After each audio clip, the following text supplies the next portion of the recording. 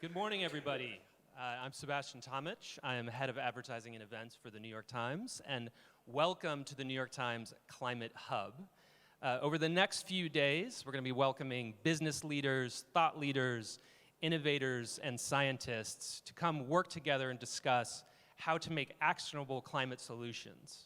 And before my colleague Katrin Benhold comes and takes the stage, I just want to thank our sponsor, Siemens Energy, for sponsoring the next session. And thank you for everybody for attending today, and for everybody attending virtually. Please submit your questions over the broadcast. Thank you.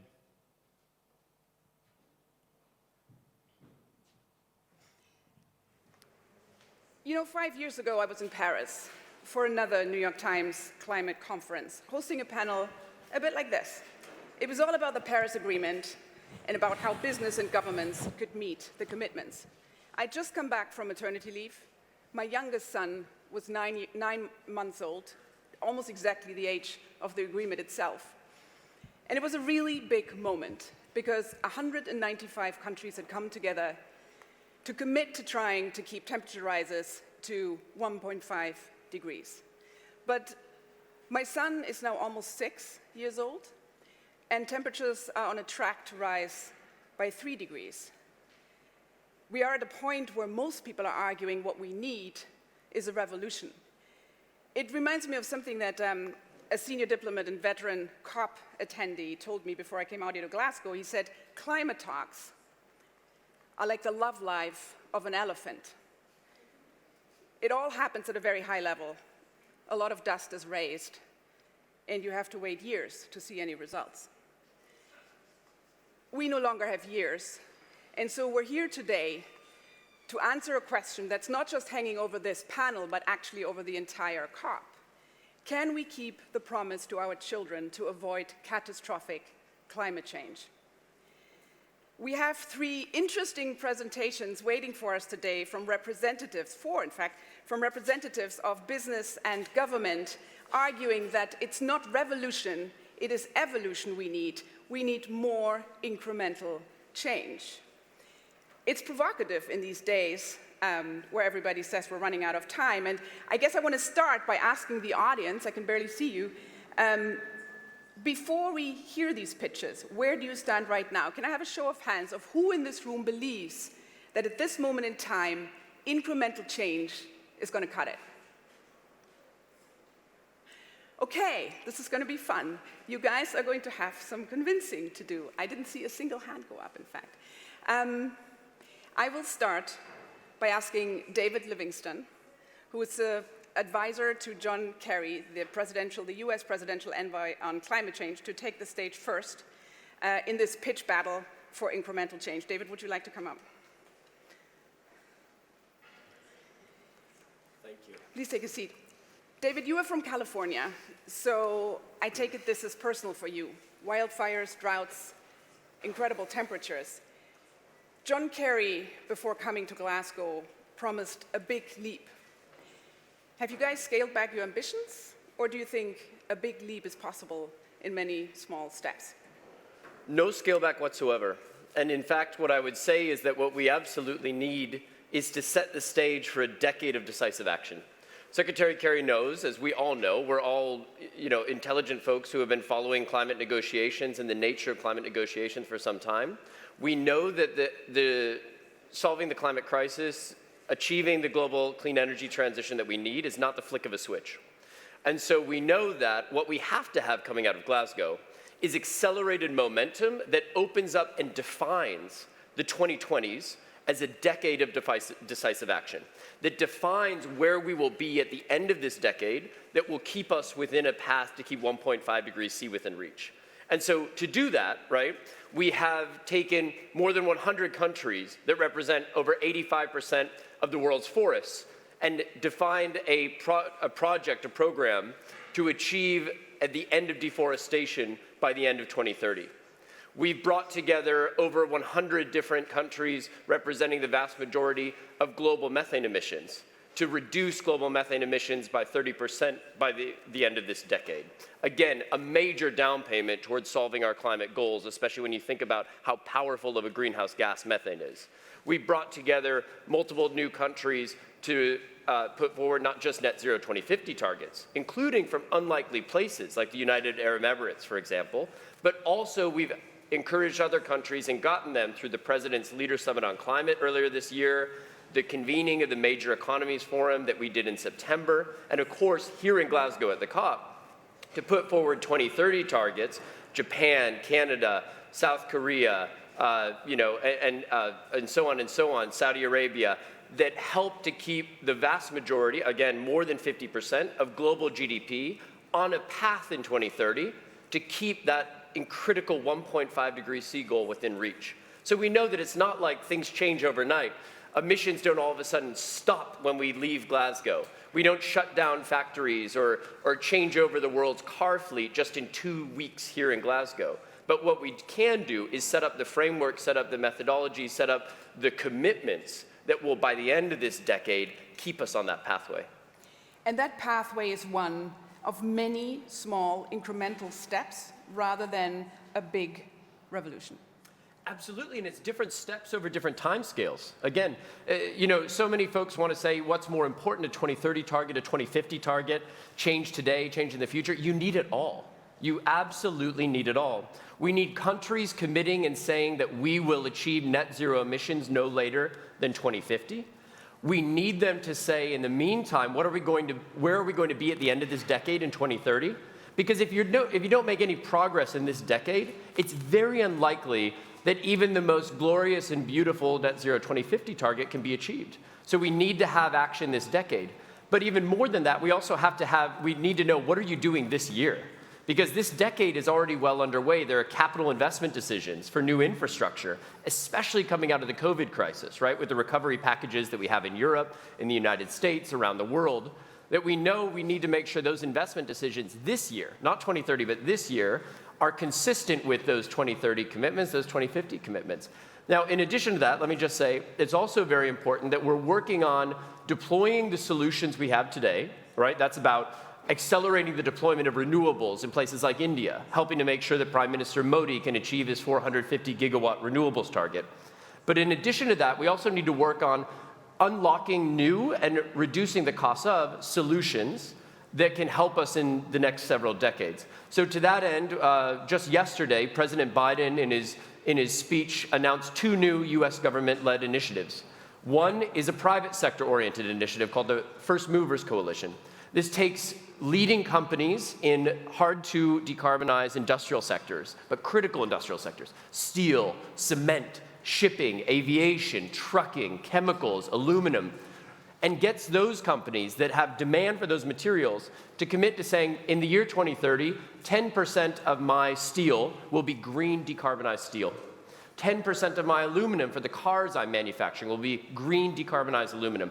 That sends the demand signal today that can help unlock new supply, lower the cost of capital for these solutions, and get them to market so that in the 2030s, we're in a position to do deeper decarbonization in some of these really tougher sectors that don't have ready-made solutions at commercial scale today. In addition to that, we're also looking at sectors like agriculture. We launched the Agriculture Innovation Mission for Climate, with over 30 countries committing to new investment of over $4 billion for the next 5 years in agriculture, climate-smart agriculture solutions. And how can we trust the United States to actually get this done? We've seen the election results from last night. We've seen and watched from afar the battles that you're having in the Senate. Can the United States be trusted to deliver on this? Look, I'm not going to tell you that the United States is not going to have its inevitable democratic ups and downs. This is the nature of a democratic country like ourselves, and dealing with with other democracies as our partners and allies. We have to be custodians of this transition, custodians of it in terms of embracing the maximum possible ambition, but also custodians in terms of looking out for the political sustainability of this great project that we need to keep our citizens and indeed the world's citizens safe. Now, what that means is recognizing some of the things that we can do that can give assurances, that can give the sense that regardless of what happens in electoral years and the natural to and fro sway of politics, that we're going to continue on this path. That's about, number one, unlocking innovation in markets and aligning our corporate sector's decarbonization timelines in a way that's not going to change with political cycles. Number two, that's about recognizing that in the United States, much of energy policy, which is in many cases also then climate policy, is devolved to the states. State-level climate policy matters. And here, the reaction of many US states to the past 4 years in which the US had abdicated leadership on the global stage on climate, many states, many governors, many mayors, many university presidents stepped up and created a new awareness and a new leadership on climate within the United States from the bottom up rather than from the top down. I think this administration, the Biden administration and Secretary Kerry, recognizes that's something that we don't want to displace. That's something we want to keep and amplify and empower. So you're going to have this fabric of climate ambition and climate action, which has nothing to do with who is sitting in the Capitol or who's sitting in the White House in Washington. That's number two. And then, finally, I would just say we're going to have to make sure that we start to make the case not just for climate action on the basis of the moral imperative or the basis of the physics, both of which are incredibly powerful arguments, but we need to make sure that we align climate action and align the global clean energy transition with our geoeconomic imperatives, with our self-interest, to make sure that we're creating jobs, increasing competitiveness in this global clean energy transition. And we've got a lot to do there with our partners and friends around the world, like Canada, the EU, Japan, Australia, et cetera. And that kind of economic interest and self-interest is actually a great segue to ask our second speaker on stage, Christian Bruch, the CEO of Siemens Energy, which is anywhere you like. You get first dip. So Siemens Energy is a recent spin-off of the gas and oil business of Siemens, but they also control one of the three world's largest wind offshore companies. Christian, I was actually reading parts of your PhD, and 20 years ago, you opened that PhD thesis with a statement: the CO2 problem associated with the burning of fossil fuels will require the increased use of renewable energy sources in the future. It sounds pretty tame by today's standards, but 20 years ago, you clearly were onto something. Let me ask you, is your business model aligned with 1.5 degrees? Well, we have our targets set, and this has been certified by the Science-Based Target as being in line with the 1.5 degree C. But we also have a lot of business models which would not concur yet with it. So we are in the middle of it. We are, as a company, a mirror of today's energy world. So we are between sustainable technologies and what I would call conventional technologies. And so there's a lot of work we still need to do to transform the company, transform the business models. So I would say 50-50, right? Some people, and I think I've heard you make this argument as well, especially in fossil fuel driven companies, are making the argument that gas is a kind of bridge into that new world. A lot of people would say that the industry is losing that argument at a time when we literally have a decade to turn this ship around. I think it's always a question, what is your alternative? Nobody questions that it's better to build a renewable energy production than building a conventional. The question is, what is the consequence? If you look, for example, on my home country, on Germany, the one single energy source which increased this year was coal, right, to compensate for lack in power production. If this is a consequence of not building gas, that's wrong. We need to get out of coal as fast as possible. And in this regard, natural gas, I strongly believe, can be a bridge. It's better in terms of CO2 emissions than a lot of other technologies, but it should not be a continuously applied energy form. So we have also to define a way out. The question is, what are the steps we're going to take? And you always have to see how big the problem is. We're talking about an energy system which is continuously growing. In the next 20 years, energy consumption going to only know one way to go, up, right? And today, the renewable additions roughly cover the growth in the energy market. So the transformation is massive. And as long as we have coal-fired power production, I believe gas can be an interim bridge to really get CO2 down. And if this fulfills the purpose, I think it's a good thing to talk about this bridge. And anything else would be unrealistic, I believe, if you don't address it. And we need to discuss it openly. CO2 is the one single source which should be the measure for me. It's interesting. I mean, Greenpeace would argue that there's actually a narrative out there that the oil and gas companies have peddled for decades now, that we depend on that energy and that we can't just switch. it's been going on for too long to really be credible anymore at this point. And so I'm wondering, at the very least, in the spirit of sort of walking the talk, can you tell us what year are you going to stop investing into any fossil fuel-driven energies? Daimler, for example, just to sort of make the point of another big polluter in Germany, has recently committed to they're not investing anything anymore into the combustion engine development, and they have committed themselves that by 2030 there won't be any combustion engines issued onto the market. So do you have equivalent targets that are this clear? Yeah, I think we lay out very clear plans on what we are going to do. We are investing roughly €1 billion every year in research and development, and we dedicate it to servicing and improving existing infrastructure and sustainability. This is how we deploy our investment money on R&D, clear with the target to move out of the conventional fossil area. I cannot tell you today when is the last year in which we're going to deploy natural gas, because it will depend on the overall system, and it will depend how fast all of us, we, are able to drive change. And I think with this discussion around gas, no gas, this technology, no that technology, I think we need to recognize a couple of things. First of all, there's no silver bullet which solves the problem on energy technology. There's a multitude of energy technologies available, and we need to think smartly on how we maneuver through this. Second, we should not paralyze ourselves by continuously talking about what is not working and what is all is bad. We need to do first steps, right? We need to improve. And the measure for me is, do we get the freaking CO2 down, right? Yeah. And I think by this very fundamental discussion, we paralyze ourselves. We are standing in front of a big mountain and debating for ages, how can we go to this peak? If we don't do this first step, we will never arrive at the peak. And this is why I believe it's the wrong thing to discuss, is it now 2030 or is it 2035? We devote our investments and R&D to sustainability. We put ESG in the focus of our strategy. We set ourselves targets, and we are transforming as a company. But it's a journey, it's an evolutionary process, sometimes not the revolution we all aspire, but I would call it a little bit like partial closing. If we don't start with the first steps, we can debate forever about 2045 targets. It's true, but if we don't have clear targets of when we need to get to the peak, then we might actually eternally get stuck at base camp. And I mean, the thing with these targets, I mean, you told me earlier that renewables at the moment are 30% of your revenues.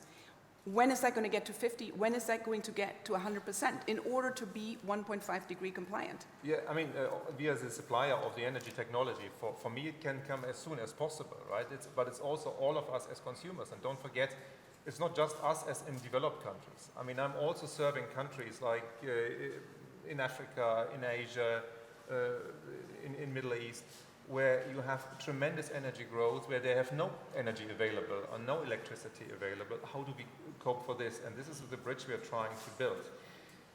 Definitely renewables is the fastest growing sector for us. Definitely infrastructure like transmission infrastructure is a fast growing area for us.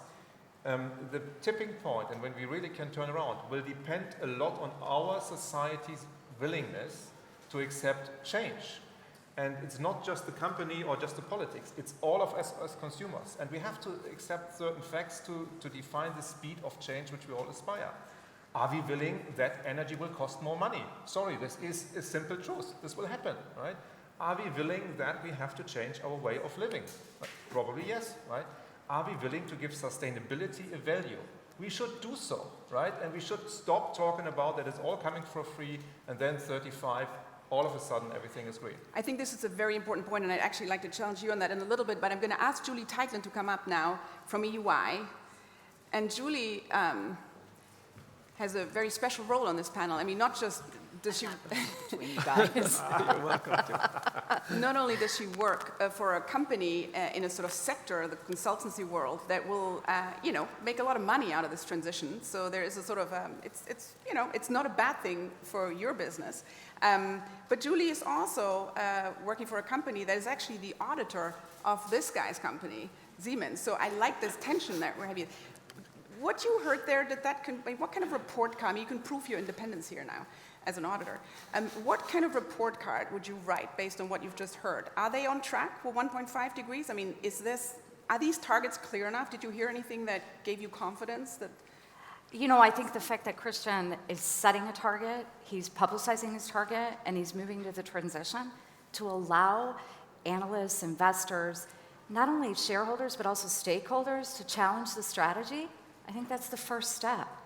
If we want to get everywhere, we need everybody to do their part. We need everybody on this journey. Otherwise, we're never going to tackle Christian's mountain, and I fully agree. But I disagree, Katrin, with one thing that you said. I want a revolution. I want a green revolution. And I would compare the revolution I'm looking for to the Industrial Revolution because I think there are so many parallels. The one thing that disappoints me the most about the COP so far is the fact that we're not talking about it as a revolution that was made of many small steps. Do you know that the Industrial Revolution ran from around 1760 to 1840? 1760 to 1840. We're going to try to do this revolution in 1/10 of the time, but we need a lot of steps by every single player, every business, and every government, and every consumer to make that a revolution with positive outcomes. Positive outcomes in terms of economic growth, positive outcomes in jobs, and positive outcomes in the biggest challenge that we have, and certainly one that's faced by Siemens Energy and many others, the capital allocation for the future. And that's the tough issue, because we know that's not done in a flick of a switch, and it costs billions. We need a little bit of time to do that, but if we don't start on the journey, we're never going to get there. So what, sort of, on the 101 level, what would be your recipe for a successful transformation for industry in general? What are the sort of the key steps that any business has to undergo in order to comply with 1.5 degrees, in order to become eventually carbon neutral? What's your pitch there as a consultant? What can you advise them to do? So here's my pitch. I'm actually not going to take any credit for this pitch. As a good consultant, I blame someone else and give this credit to someone else. I'm actually going to go this time to the UK. I think they did something amazing yesterday on COP. The Prime Minister announced that every business listed across the UK will need to disclose their transition plan by 2023. Katrin, that's huge. If every business is forced, if they're taking public money to set a science-based target, as Christian has done, to get to the 1.5, to disclose it, and then to talk about the progress that they're going to make along that journey, that will revolutionize how we think of progress. Because all of a sudden you're opening the books, it's no longer this crystal ball, and we can start to have real analytical debates on, gee, Christian, should it be 2028 or 2032? Today, that's really hard to have because many, many companies are not doing what Siemens Energy is doing. I didn't hear that clear a target. Did I miss something? When are you going to be 100% carbon neutral? Yeah, I think you missed something. We defined ourselves being carbon neutral in 2030 with scope 1 and scope 2. We still have scope 3 with our products applied in the industry, where we said we're going to cut by 2030 by 27%. And we will define in January, when we issue our sustainability report, also when do we want to be carbon neutral also on scope 3. But I obviously want to have a clear plan behind it, which is then obviously lays out on how we're going to do it. Because it really means then a massive change in the portfolio for us. And those plans are not completely set yet, that's what you're saying? No, and this is for the scope 3, so where customers apply our products, that is not completely set this. And this is, we changed our reporting way. We have a very lean annual report now coming out.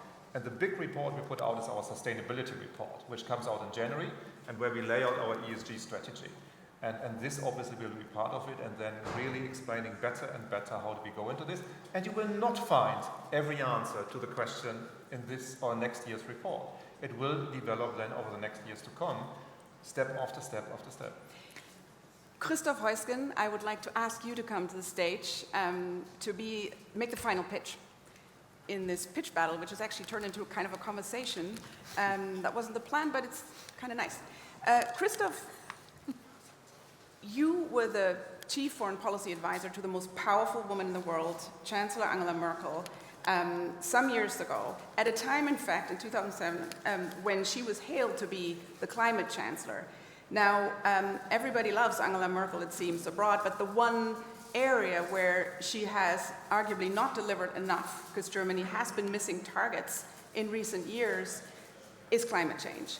So, I mean, talking about incremental change, I know you, for example, as several other people in Germany, took a bike to the Chancellery when you could have just taken a chauffeur-driven car. That is definitely worthy incremental change. But on the big picture, if Angela Merkel, a trained physicist and somebody who was talking about the dangers of climate change in the 1990s, did not do enough to get this done, how do we have any chance to do it now? What's changed, and can we be confident to stick to the 1.5 in Germany? Yes, thanks, Katrin, for the question. I think Angela Merkel would be the first to admit that we are not where we should be. And she tried very hard. Actually, when we are here in Glasgow for COP26, she was the chair of COP1. And she has been accompanying this process wholeheartedly, and she has been a fighter for for work against climate change and get all the changes on track. Germany is very much advanced when it comes to the commitment, 2045 carbon neutral. We are among the biggest donors to the 100 billion fund that we need to really get going to convince other countries to also go carbon neutral. So I think there are a lot of things that Germany has done. When you look back at the election campaign, you can see how important this topic was in Germany, so Germany stays on track still. And I think all of you almost, or so many of you mentioned that, you have to take along the people. The society has been ready to go that way. To take your example of the bicycle, when we moved from Berlin to New York 4 years ago, the street in front of our house was full of cars. I come back 4 years, and it's an exclusive bicycle street. And you have problems today to cross that street in the morning at around 7:30, 8 o'clock, because everybody's biking. So you have to take along. People have understood it, and they know it's important. And more examples. I was last week, I was in New York, and we had a wonderful dinner in a restaurant where there still was air conditioning. In the mid of October, you had to get a sweater on. You know, we have to take along the people that they know they have to change their behavior.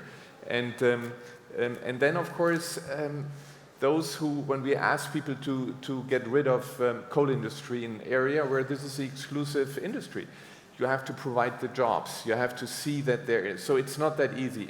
And most important, if UK, and Julie said that, is doing a wonderful job. I think we are doing a decent job in Germany, but we alone cannot solve it. So we have to look at Africa. We have to give the countries that only have coal, get Chinese coal factories and energy plants, that we deliver alternatives to that. So we have highly to invest in those countries. It's not enough if UK, US, Germany deliver. We have to go on. We have to have this as a global, but we have to take the individual people along. And this is, therefore, I think you need incremental steps, but you have, of course, the global objective, the global strategy has to be there.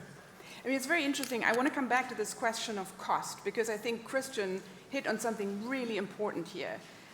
We all remember the Yellow Vest movement. We remember the sort of mini rebellion even in Jordan. So whether it's democracies or non-democracies, when energy prices go up or risk going up severely, you risk having a rebellion on your hands. So, in the United States, you've got Donald Trump already kind of putting out statements saying, do you miss me yet? I mean, these rising energy prices at the moment, before we've even done anything in terms of CO2 pricing, are a challenge. So, David, in the United States, how can you sell to voters this idea that of a CO2 price? How can you make it real and actually, commensurate with the actual cost, and also fair and just in a way that is, digestible? What's the pitch there? Well, first of all, let's make sure that we frame the challenge correctly. We absolutely have to be, again, good stewards and custodians of this transition that's taking place. We have to manage this transition, right? No one wants to see disruptions to global economic recovery or to global energy markets. But let's also be clear about which costs are going up and which aren't. The cost of solar hasn't gone up over the past 2 months. The cost of wind has not gone up over the past 2 months. The cost of nuclear is the same as it was at the beginning of this summer. What has become more expensive? Coal, oil, natural gas. What is causing companies to have to hedge on their balance sheets the cost of energy?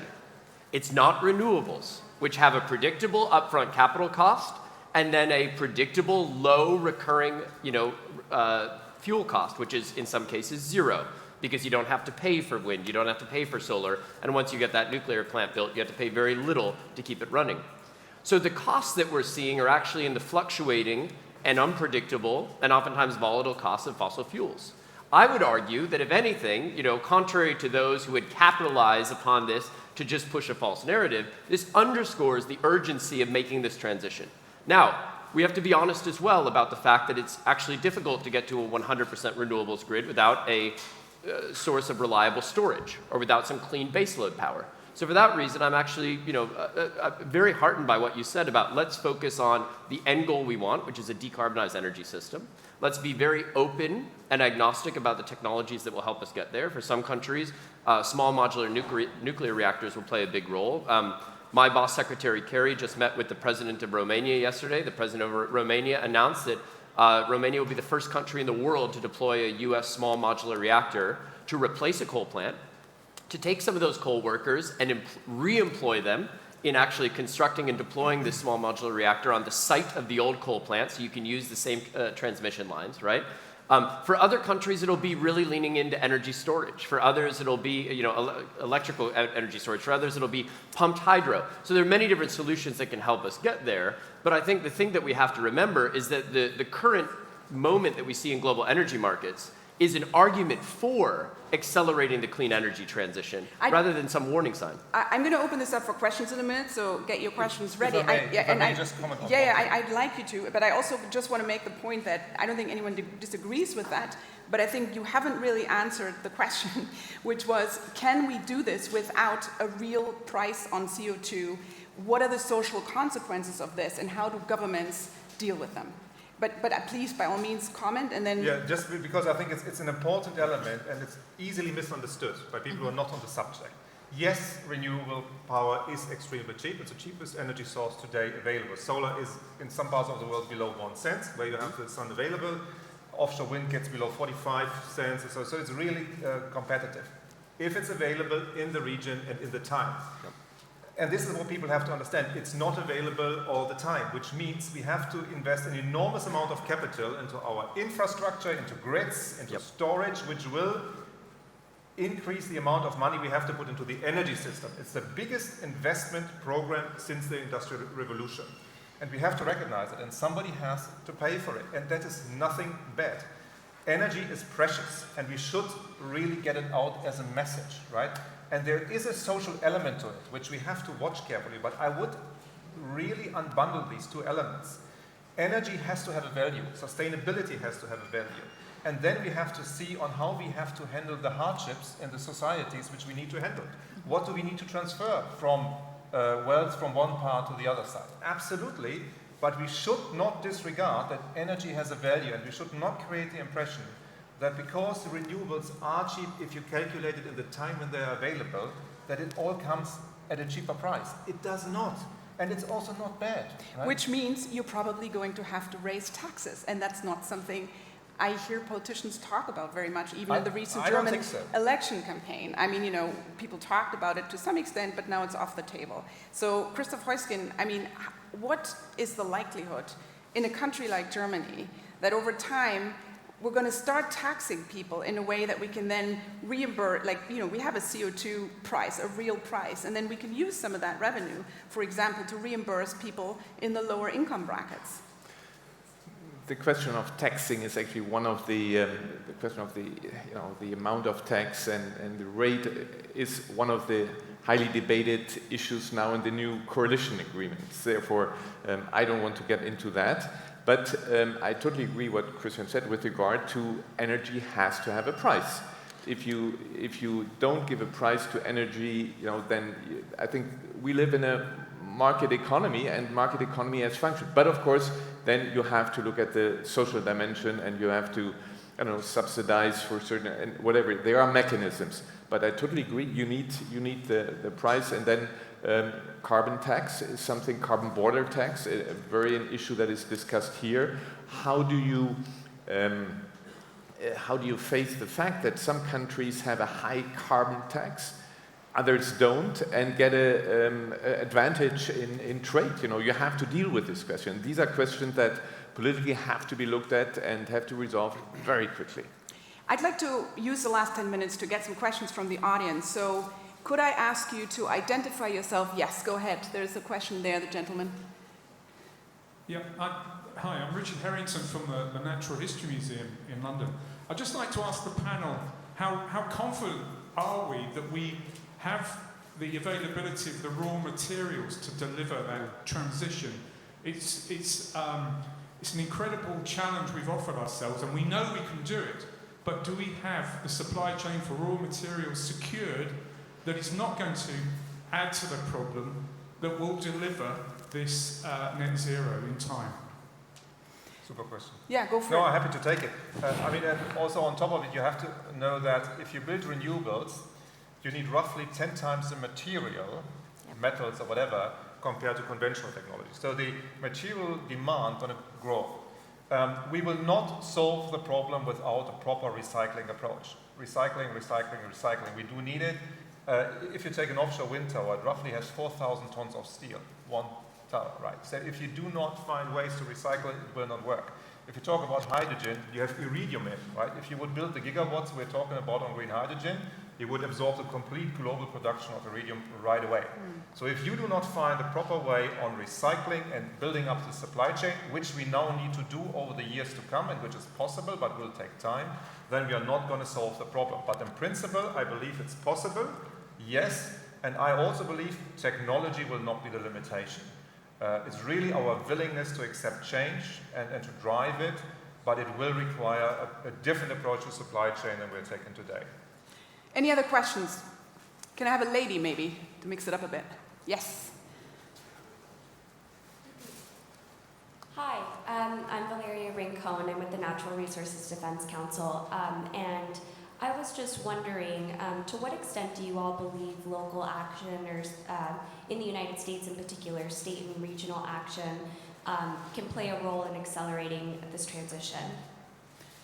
I think that's an obvious one for you, David. I would say it can play a tremendous role. I mean, again, in two different ways. Number one, it can be a force multiplier for what this current administration is trying to do on climate, so that we're not waiting for votes in Congress and the drama on the proverbial hill back in Washington to sort itself out, but we can actually begin taking action today. And it should be noted that on this front, because of states and localities, because of the local action that you're pointing out, we do have a price on carbon in many parts of the United States. We have a regional greenhouse gas market in the Northeast.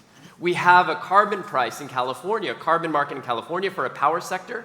And in the transport sector in California, we actually have a nearly $200 per ton carbon price when you look at something called the low carbon fuel standard in California.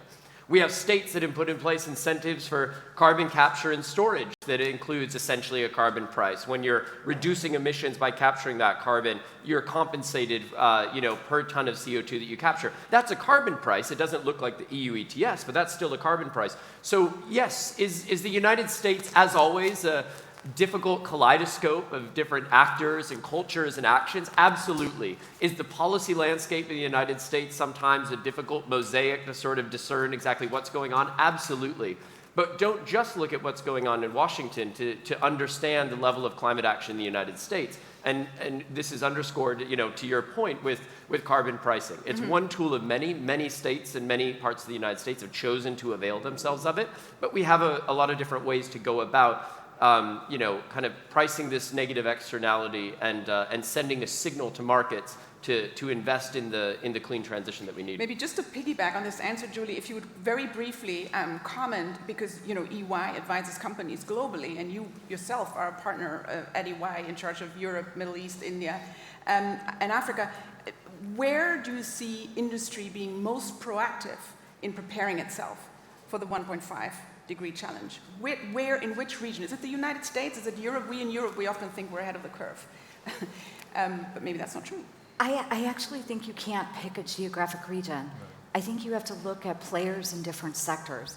I think the energy sector has moved tremendously in the last 4 to 5 years, to be honest. And Christian gave us some great examples. That's not the only place that we see great movements in the energy sector. If I look at some areas of the United States, there's been huge movements. Look at the automobile and mobility sector. That's been amazing. The commitments on many global OEMs to lead the front in electrification is huge. Look at where the airline industries are going. And I know you're thinking just of hydrogen, but please don't forget the impact of biofuels. Companies are moving. And if you would ask if I would take a survey of the top CEOs here at COP26, I can tell you they will say they stand behind the transition, Katrin, they're ready to go, but they require a few things. And I look at David when I say that, and Christoph, because they require clarity in the future on a regulatory framework. Does that mean that we have to have everything nailed down? No. But before you can invest billions, you better know that you've got a little bit of security on that regulatory framework. If you can give that over a medium-term horizon, you will see companies move. And so it's a hand-in-hand with industry and government working together to drive that new capital allocation. I would like, if you allow, just one comment. I really think if we're going to do that, if you're going to have regulatory frameworks and industry step up, we cannot forget to take the consumers with us. We have to get the power of the consumers, of everyone across the globe. There's nearly 8 billion making conscious choices to support this. And Christian mentioned it in the cost of energy. You've mentioned it in terms of the fabric across the United States. We need everyone to support conscious choices to make this work. Can I make just one quick point on that? Very quick, because I want to give the audience... I just want to say that here's where consumers can be extremely powerful. The cost of a zero-emission ship, right? A ship that burns zero-emission fuels or that's running on, a zero-emission drivetrain, extremely expensive. This is a large capital shift from an existing ship to a new one. But when it comes to the end price of the product shipped on that ship, it takes a pair of blue jeans that might cost 40 euros, and it adds less than €1 to the end cost for that pair of blue jeans to be shipped on a green ship. And so when we actually look at the leverage that's downstream at the very end of the supply chain in the final product, the consumer has a tremendous amount of leverage going back into the supply chain to drive that change. So that's what we're trying to do with things like the First Movers Coalition, to send those demand signals that will get the large capital investment going. I've got time for 2 more questions, which I'll bundle. I've got a lady here in the front. Hi, can you hear me okay? My name is Aiden. I'm with Eclipse Ventures, early stage venture capital firm based in Palo Alto, California, about $3 billion under management.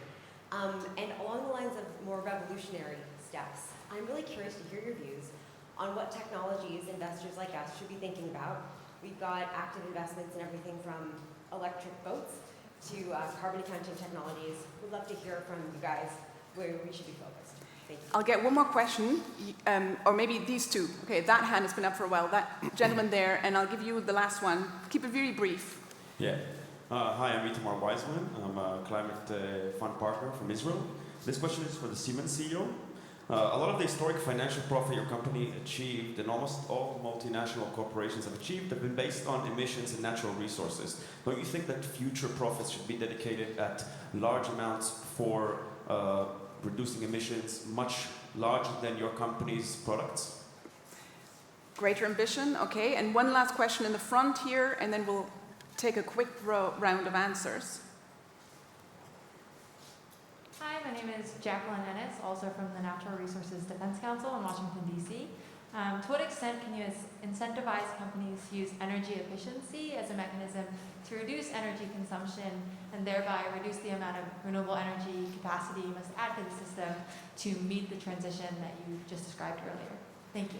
Amazing. Who wants to take the finance question? Julie, maybe that's you. I'll take the finance question, and I'm certainly far from one to give you investment advice, but maybe I'll go someplace else. We do an amazing amount of work with impact entrepreneurs across the globe. I can highlight 2 projects which I think are great examples. We're working with one in Africa who's looking at distributable solar power, which can reach over 30 rural communities. Small base, the technology of how that power is distributed is absolutely fantastic, huge potential for the future.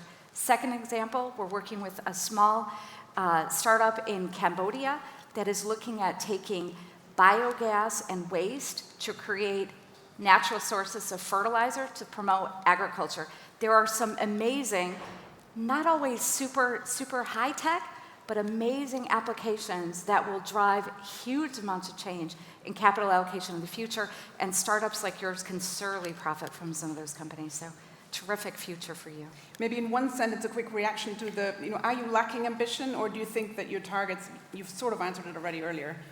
I think ambition can never be high enough, right? So I think we will need to continue to drive, and there is no company which is going to survive which does not put sustainability at the core of the acting, which also means that we will learn every day, and I cannot be satisfied with what we're doing today. Yeah. So this is a continuous ambition. It shouldn't stop me from what I'm doing today. I have one last pledge to all of you, to you as media, to all of us. Please leave Glasgow with a positive narrative. Mm-hmm. If you do not get a positive narrative out, we are not going to drive change in the society. And please make sure that we do not complain continuously about all what is not happening. Make a positive pledge to initiate change in the society. What a great way to end, and I want a final show of hands from this great audience. Are you convinced? Do you think there is a positive narrative, and do you think that with what we've heard today, these kind of steps will get us to the 1.5 degrees? No hand went up earlier. How many of you actually come away with a more positive attitude? Wow, good job. I would say that's about 40%. Good job, guys. Thank you very much. It was a very engaging discussion. Keep at it.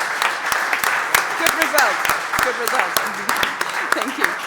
I guess we'll...